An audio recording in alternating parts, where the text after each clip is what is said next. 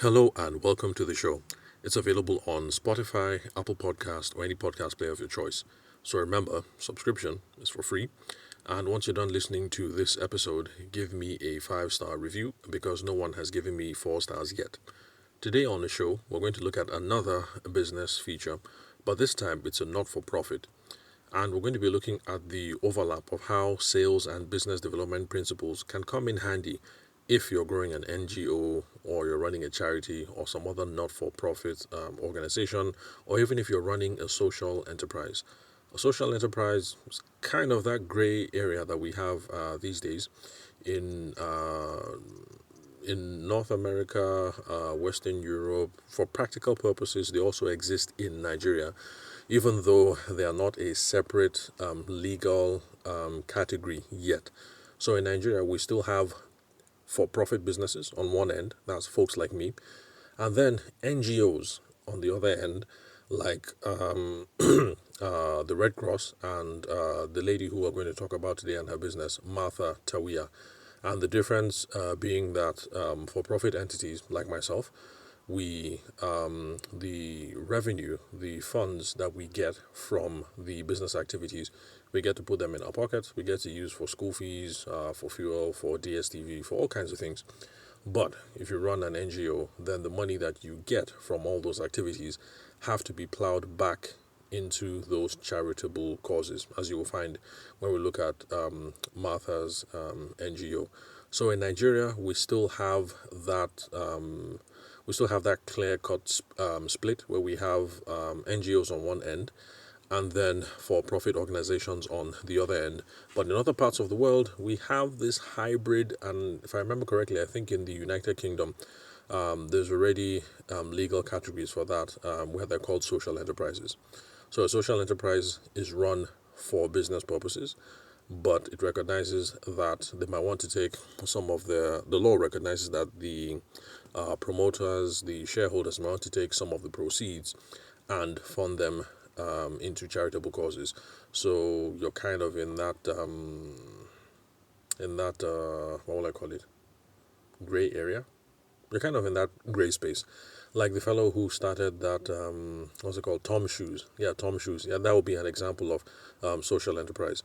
So it's a for-profit entity because they are making money, but they have a social impact angle that is built into it. So you buy one pair of Toms, and then X number of shoes get donated to children in other part of the world who cannot afford shoes. Anyway, it's been 3 minutes into this intro, so I guess let's just head straight into it. So the whole point is today's business feature is not really a business feature per se, not a business, but rather it's a not for profit. So the lady who runs the NGO, her name is Martha Tawiyah. Forgive me if I'm not pronouncing the name correctly. And no, she's not from Egypt. She is Nigerian. And I've told her that, yeah, her surname is the coolest surname I've ever heard. So, yeah. So, Martha Tawiyah. And she runs Mumsbooth Empowerment Initiative. Mumsbooth, that is Mums, M-U-M-S, and then Booth, B-O-O-T-H, written together. So it's an organization that trains women on vocational skills, business skills, digital skills, helps them to start and to grow their business using these skills. Remember, vocational skills, business skills, digital skills, and then they help them grow their businesses. And over the last 6 years, they have reached over 11,000 women and about 1,500 children across across several African cities through their programs and their community.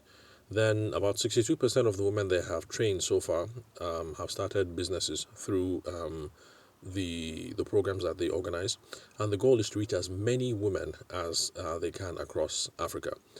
Now, for Martha, Martha and I met over a decade ago. Back then, she was exclusively into the balloon decor business. Okay, well, I'm not quite sure what they call that kind of business, but they do decorations, and the centerpieces, or rather the driving force behind the whole decor for those kind of artists is balloons. So they do all kind of intricate designs. I think during the last electoral cycle, I even saw some blimps that she had produced. I'm assuming that they're called blimps. You know, those huge balloons that are filled with helium. They look like American footballs, and then with the faces of politicians on them and stuff like that. Really creative advertising concepts. So that's how Martha and I met because of our previous background being in the wedding and the event space. So when I hooked up with Martha, I assumed that that's what we're going to be talking about, the balloon business, and that's what I was looking forward to. But she has a heart of gold. This NGO is something that is really speaks to her and is behind her heart.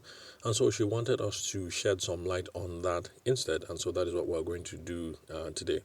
So the balloon business is still there. For those of you who run into Martha Tawiyah personally and you want to talk about the balloon business, I'm sure she would oblige.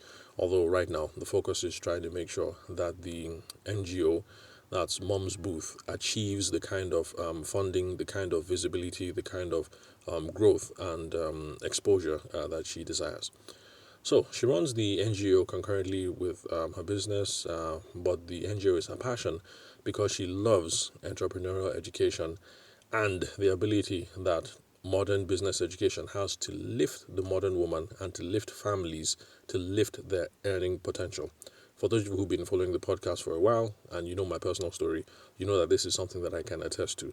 You know, you give a woman not just entrepreneurial education, but you give her a good quality of education and you expand the earning potential of the family, and it's all good. Like I've heard some people say, nothing bad happens when a woman makes more money. I know some of you might want to argue with that, but that's a topic for another show. So, how this NGO was born, it started because she was inspired from an encounter that she had with, how should I say? Okay, let me just say an indigent woman. Sorry, forgive me if some of the terms I'm using are not politically correct or are not appropriate. I'm not in this space, so I'm not sure what the proper terms are to call. I'm not sure what the proper term is to call certain kinds of people. So I'm not trying to be insulting in any way, but I'm not in these spaces, so I'm not sure. Sorry, excuse me. How the level of discourse have changed over time. Back from when I was in secondary school and things like that. So she had an encounter with an indigent woman, and rather than just giving this woman alms, she gave the lady 5,000 naira, and that became seed capital to launch the woman's orange trading business. Now, the insight that you got from that is sometimes all people need is some seed funds, they need some know-how, they need some encouragement, they need some support, and they need the right kind of networks. And that is enough for people to make something of themselves, no matter how dire the situation is. Now, some of you might have noticed that this is actually a similar model for those who launch startups in America or in Nigeria or in the UK. It's the same thing. We get together a bunch of people, we put them in some communities so that they have access to know-how, encouragement, network, support, and then we give them some seed capital, and then we say, go ye forth and make us a bunch of money. So that is exactly how, it's the same model as to how other companies, Airbnb, whatever, and also Nigerian companies are born in the tech space, the whole incubation thing. So she's basically doing the same sort of thing, but in in a social enterprise space or in the not-for-profit space.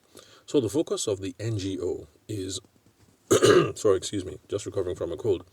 So the focus of the NGO is women empowerment, just in case you haven't figured it out. And basically the goal is, the focus of the NGO is women empowerment.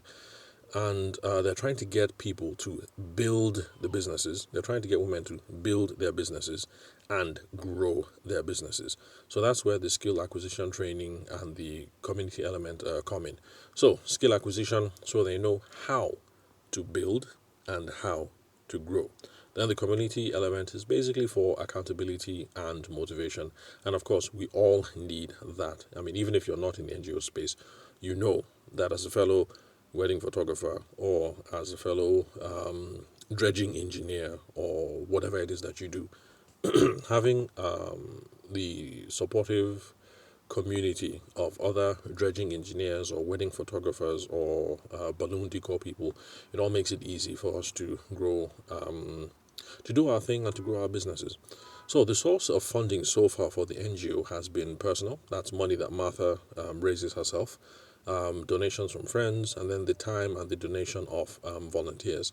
And this has allowed them to expand their operations and access several African countries, both physical and virtual. So not everything has been physical. They take advantage of virtual stuff as well.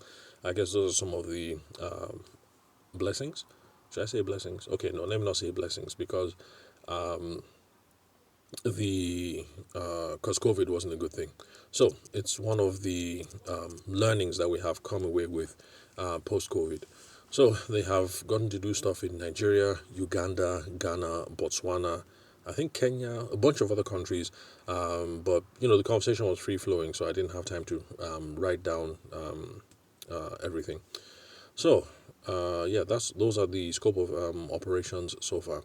Now the current challenge that she faces is trying to acquire more funds without begging, and then focusing on partnerships and mutual visibility for donors and then donor organizations. In fact, when she said the without begging thing, I could relate. Because I went to Obafemi Awolowo University. That's where I had my first degree in law, and I was a member of the Nigerian Federation of Catholic Students. And several times during the year, we would go fundraising. And at the time, I knew nothing about sales training, sales techniques, those sorts of things. So a lot of us just became professional beggars. You take the envelope, you take the flyers, you take your raffle tickets, and you just go and beg. Beg other students, give me money. Beg your uncles, give me money. Beg your parents, give me money. We're just going around begging. So when she said, without begging, I could relate because I've been in the position of a beggar. And for those of you who run work with NGOs, I'm sure you can relate. A lot of times you're running around cap in hand looking for high net worth individuals, talking to different corporations, and you just feel like a professional beggar. So a way of getting out of the begging route, like I said, is to focus on partnerships. If you're doing partnerships, you guys are equal. I am not a beggar running to look for you for money. And then she's also looking for ways that you can achieve mutual visibility for the donors or the donor organizations. So we do this, you guys look good, you guys get exposure, and we also get exposure as well. Now, the corollary for those of us who are in the profit-based businesses is the realization that money is the lifeblood of any organization. So profitability, sustainability, all those things, that should be our primary focus, because without it, we can't achieve our goals. For profit-based organizations, if we do not have money, if we are not profitable, we cannot be sustainable. So sales is important. On the other hand, for people in the NGO space, if there is no money, and of course we can't call them profitable, but the thing is, without money, they cannot be sustainable, and the NGO cannot achieve their goals. So if Martha does not have money, if Martha does not raise money, then there is no social impact on these women and children that she has been working with over the last, how many years? Well, more than 6 years. At least in the formal sense, more than 6 years. But of course, the work had been going on before then. So the skills that we require for sales and business development, that's people like you and me who are chasing profit and who are trying to put more money in our pockets. The skills that we need for sales and business development are the same sort of skills that we need for fund development. They're essentially the same. The difference is just that for me, it's business development because I'm putting the money in my business, in my pocket. I'll buy internet, eat shawarma, take the children on holiday, pay school fees. You get the point. But then fund development, the money is supposed to go to the common purse of the NGO so that it can go back to educating these women. That's for people like Martha who are in the female empowerment space. And then for those of you who, right now, given the way that the Nigerian elections have turned out, maybe you are your thing is voter education or voter enlightenment, then fund development means that all the money that you raise goes back to the common purse so that you can educate voters in the future so that they can make better choices. But the skills are essentially the same. Back when I was in OAU with the Nigerian Federation of Catholic Students, I had no idea. But had I known, I would have been a much more efficient fundraiser if I had known that all I had to do was pick up a business book, learn about sales, learn about business development, and then apply those same skills, and we would have been cool. So, if the skills are the same, what is the difference? The difference is what I keep harping on again, and I'm going to say it right now because I know I'm going to be somewhere live at an event talking about business development and fund development, and people are going to challenge me. So I'm saying it again. The principles are the same. The only difference is that after we get the results from business development, we invest the money back into the business so that the shareholders can get better returns, and so I can get some money, and so I can live a better lifestyle, buy myself a yacht, what else? Rent a nice house. That's what we get at the end of business development. But when it comes to fund development, the results that we get from the activities, we put it back into charitable social causes. That is the difference. So I'm not saying NGO people should be profiteering, money-loving, soulless people. I'm just saying they need to adopt those skills. Now, in our conversation, Martha had some concerns around personality when it comes to fund development, because remember, she does not want to be pushy. She doesn't want to be desperate, and she doesn't want to come across as a beggar. And like I said, I can relate. I remember being in OAU. I mean, you take 5 of those, let's say you have about 100 envelopes and you have about 5 booklets of raffle tickets. Each booklet has about 100 leaves in it. And, so you wake up today, you talk to your classmates today, you talk to your classmates tomorrow, you talk to your mom when you're on holiday, you talk to your uncles, talk to your auntie. And after a while, you just feel like, man, I'm being a pest shy. Like, every time people see me, it's just me and my envelopes. And it's me and my raffle tickets. And once in a while, I'll calculate, like, okay, each raffle ticket is $10. There's 100 here. Okay, so that's 1,000 naira. And then I'll just take from my own pocket money and buy up all the raffle tickets, stuff like that. So I can understand. I can relate. So people in this space don't want to be pushy. They don't want to come across as desperate, and they don't want to come across as a beggar. So yeah, she had some concerns around that. And my advice to Martha and others in this space was, all you have to do is use business development principles. Use it for fund development, and you will be fine. Your concerns about personality, they're well grounded, but you don't have to be that afraid. So what are the principles in particular that they need to apply? Number 1 is prospecting. If you are going to engage in fund development, you need to come up with a hit list. So, for those of you who are not opposed to international grants, you need to come up with a hit list. You and your team, you and your crew, you and your spouse, you and your partner, you and whoever, you guys sit down. Like, okay, these are the funds. WHO has this grant. British Council has this grant. American Aid has this grant. Japan International Corporation has this grant. Sit down, list everything. Don't worry if the list gets unwieldy. It's not a problem. Because the chances are, if you drop a list of 20, there is no way. Okay, well, let me not say there's no way, because it's possible that you drop a list of 20 and then you get funding from those 20 organizations. It's possible, for the sake of argument. But realistically speaking, there's no way that you're going to drop a list of 20 and you're going to end up getting money from those 20 organizations. So it's okay. Just draw up your wish list. Like, if effort was not a problem or if money was not a problem, who would we like to contact? Just throw everybody on that list. Don't worry if at the end of the day you have 50 or you have 60. You don't have to tackle it one day. If you have 60 and you decide that you're going to take 1 week to try and hit up 5 organizations, then that is 10 weeks that you have out of the year to try and raise funds. So number 1, come up with a prospecting list, come up with a hit list, come up with a wish list, come up with whatever it is that you want to call it. And the goal is you're looking for people who are probably interested in the same social problems that you are trying to solve. You're trying to answer some questions. Who are they? Where do they hang out, online or offline? And how can you come up with a plan for starting conversations with them? This is exactly what we do in the business space.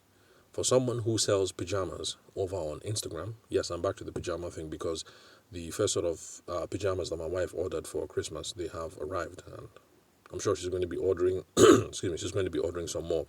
So it's the same thing. If you sell pajamas, then you're thinking, okay, I have pajamas and I want to sell.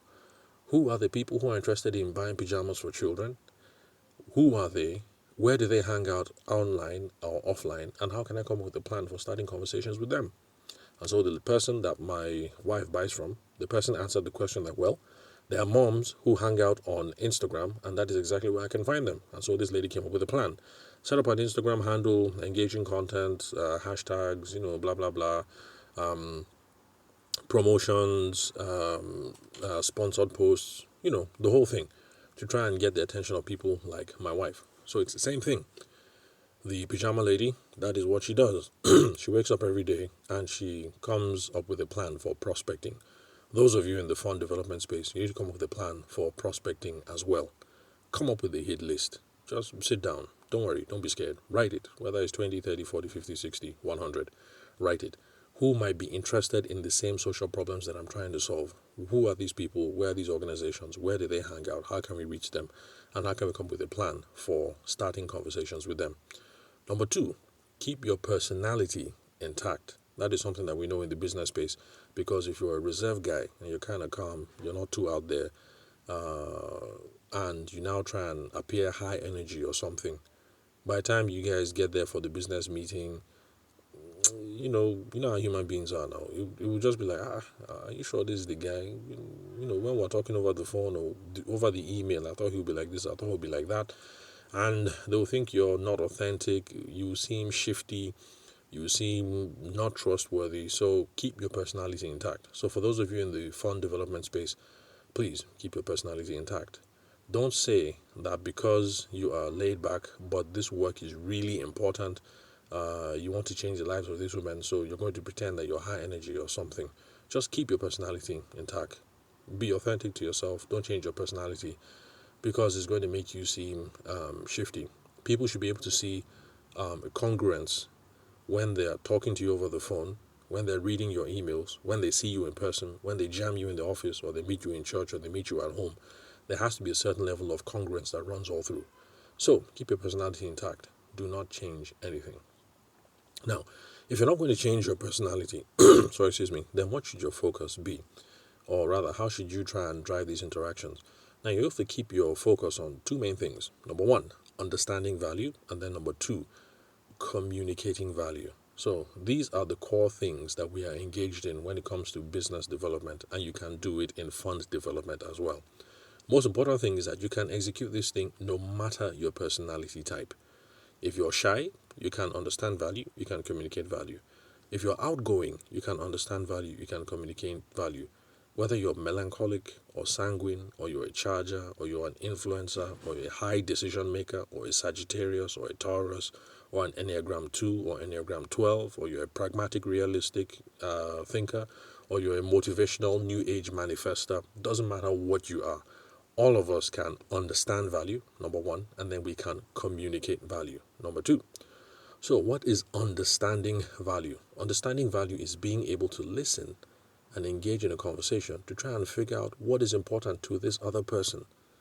We do that in business because I can't say buy my pajamas because it is the latest and it's the greatest, the best and the brightest and whatnot. I can't sell my pajamas by just doing that.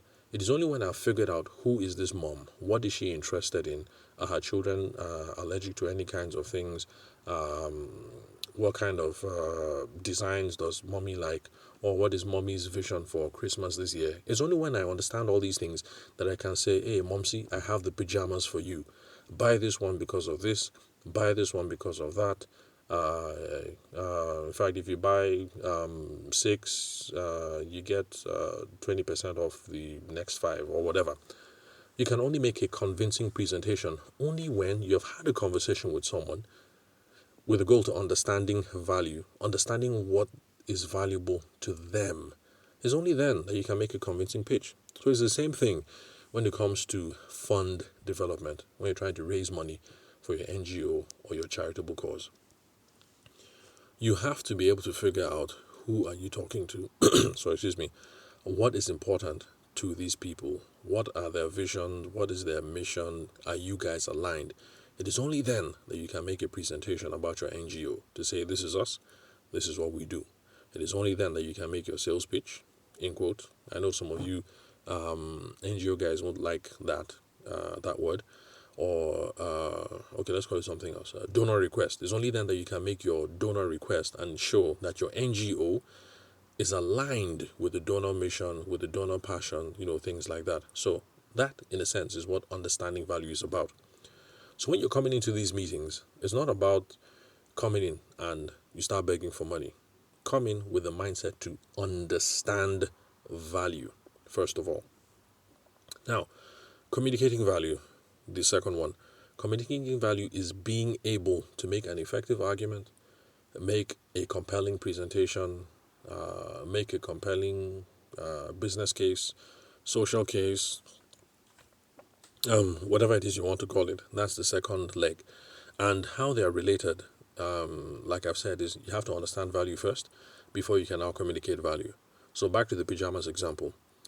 You can only sell your pajamas if you know what it is that Momsy finds valuable. If Momsy does not believe in Santa Claus, but you keep talking Santa Claus, Santa Claus, Santa Claus, you've lost Momsy. If Momsy believes in authentic, native, Nigerian Christmas ideals, then you'll be better off selling the pajamas that say things about home and family, but the Christmas pajamas that avoid Santa Claus or avoid Rudolph. So you get my point. So it's the same thing when it comes to the NGO. It's only when you know what they find valuable that you're going to be able to make the pitch. So, like I said, shy people can understand value. In fact, shy people will be very good at understanding value because they'll get their introduction and they're going to spend a lot of time listening. So they're going to be able to understand value. So maybe shy people have to work on communicating value, but it's something that a shy person can do. Take that from me. I'm a shy fella, but I know how to understand value. And so when the time comes, I'm going to be able to communicate value because I am on the much more reserved end of the spectrum. So shy people can communicate value. They just will do it differently than extroverted people will. But the principles are the same. Go in there, understand value. After you understand value, then communicate value. Can an egoistic person or a narcissistic personality type, can they engage in this kind of behavior? I am not a psychologist or I'm not that kind of specialist, so I have no idea. But it probably be a challenge for egoistic people and narcissistic people because for those kinds of people, they probably won't be good at understanding value because for the egoist or the narcissist, they are the most important thing in their own worldview. So they probably will go there and then rub everybody off the wrong way because they come into the meeting and they think they're the greatest thing since sliced bread, especially since they care for this cause and that cause and that cause. So, okay, you know what? Let me just rewind. The thing I said about changing your personality. If you are a narcissist, okay, then maybe you have to see a doctor or some other specialist and then change your personality. Everybody else who's not an egoist or a narcissistic person, you are fine. Okay, but Martha is absolutely right. You have to approach people as equals. You have to approach people without desperation. You have to approach people without cap in hand, without begging. Because if you go there in a submissive pose and you're begging, you're going to lose the balance of power and you're going to make your proposition less attractive to the person on the other end. And all these things, unfortunately, are important. They're important in business. I don't want to lose the balance of power. They're also important in the NGOs. If you run around like a beggar, take Mother Teresa. Okay, yes, most people know Mother Teresa's story. You see the way that she would command a room and she would approach people, business owners, heads of state. I mean, as far as she was concerned, she was an equal. Yes, she was less educated and she was short and she had an accent or whatever, but as far as she was concerned, she was everybody's equal. And she had a compelling vision of Christianity and the world, and the reason why they needed support of several organizations to do what it is that they have to do. So Martha is right. No begging, no desperation is going to make you and your proposition less attractive. Now, in the past, Martha and Mumsbooth have partnered with the NEPC, that's the Nigerian Export Promotion Council, and that's really interesting. That's good work because NEPC is all about access to market, access to international markets. So it's good that they are talking to women all over the place, Nigeria, Ghana, Uganda, and giving them the lowdown on how you can take your goods that you make in Ghana or in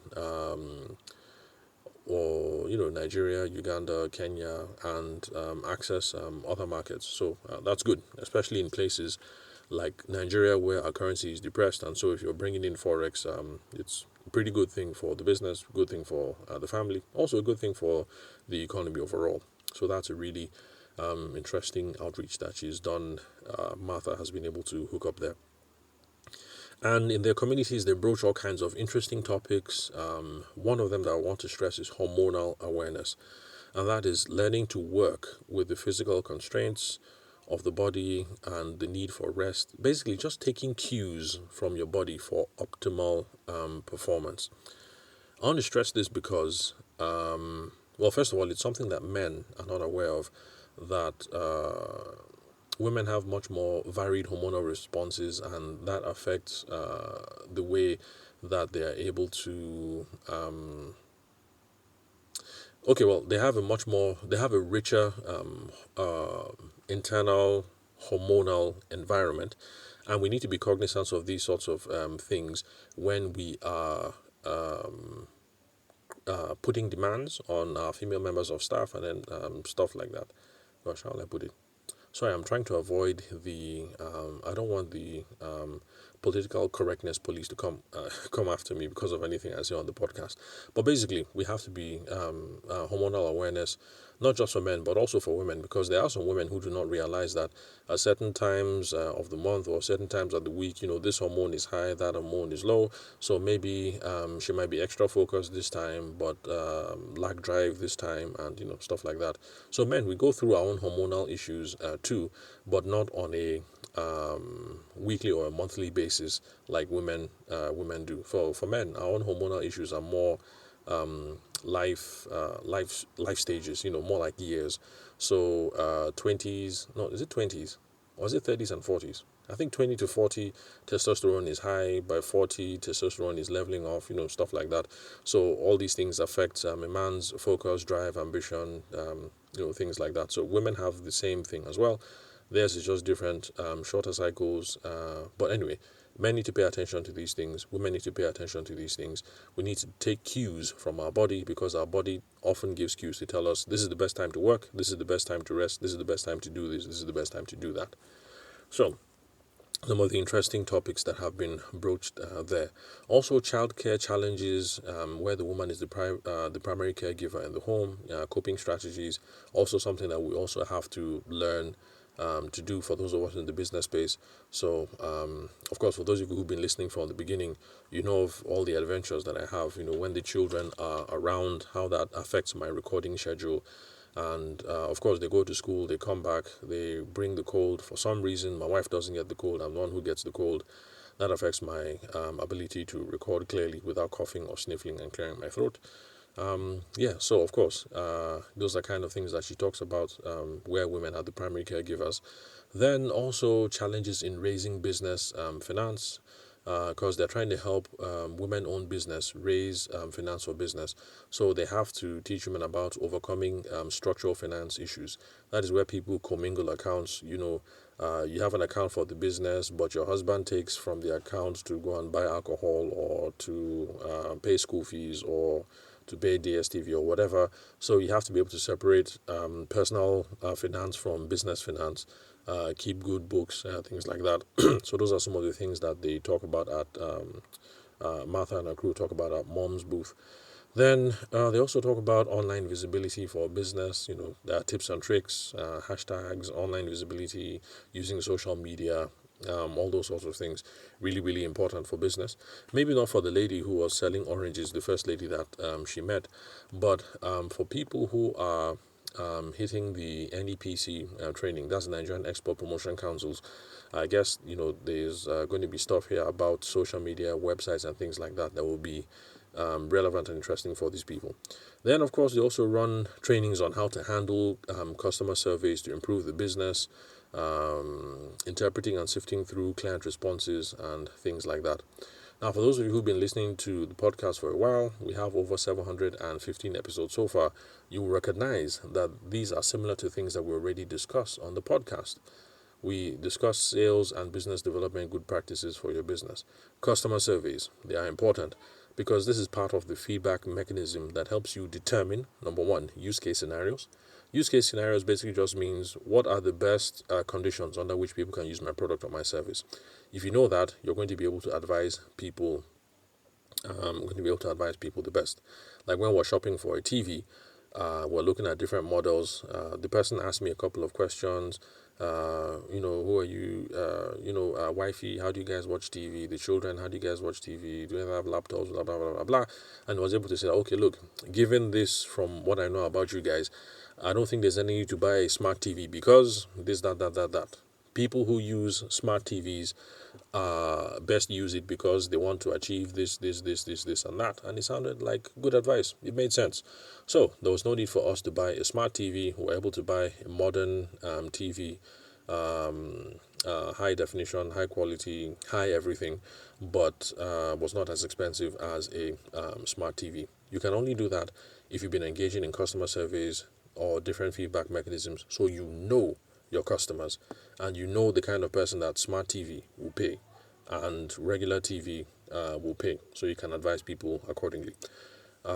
So all these feedback mechanisms also help you figure out your ICP, that's your ideal customer profile. Who is it that is best to buy this or to buy that? And helps you make your product or your service better, helps to improve the customer experience. And so that's the reason why customer surveys are important. And that's the reason why it's a good idea that Martha and the people at Mumsbooth keep talking about these sorts of things. Then I'm sure you remember that I mentioned at the top of the podcast that they also give training to children. And at first I thought it was strange, but after we kept talking, it made sense. Because it's important to make sure that people start their entrepreneurial journey earlier. If you think I'm impressive now, imagine what I would have been if I had started my entrepreneurial activities when I was 13 or 14. I would have been an absolute rock star or superstar right now. So it's the same thing. Get the kids to start early. It gives them more probabilities for success because they have more time to try out things, to fail at things, and things like that. It helps them to build greater competence and greater confidence. And also the greater chance that their future families are going to be taken care of. So some of the courses for the kids, different courses. Like I said, I was writing down manuals, so I couldn't write as fast to keep up with Martha. I mean, she gets really excited when she talks about this stuff. So there's there's IT courses, tech courses, cake making, jewelry, all kinds of things. And then they also have the career-focused edition for the children so that they can start thinking about paid employment options because not everybody wants to be an entrepreneur. There's some people who want to be civil engineers with Shell, and that is not bad. So it's nice to start talking to those sorts of children now so that they can broaden their horizons and see what is possible. Not everybody has to be a lawyer, doctor, accountant. There are other things out there. So, okay, it's been over 30 minutes, so let me just wrap it up. Now, with all the good stuff that you've heard so far, if you would love to support Mumsbooth and Martha, then reach out to her using the following resources. The website is mumsbooth.com. That's www.mumsbooth, written together as one word, MUMS, and then BOOTH.com. Mumsbooth together. The Instagram is at mums_booth. The Facebook is Mumsbooth, one word, and then the LinkedIn is Mumsbooth Empowerment Initiative. And her personal LinkedIn is Martha Tawiyah. So connect with her if you think she's doing important work and you would like to support. In fact, I would say, please support the organization because there are some of us who are the product of single mom families. And people like Martha make a difference in how children like me come out because they're able to equip and train and support women like my mom.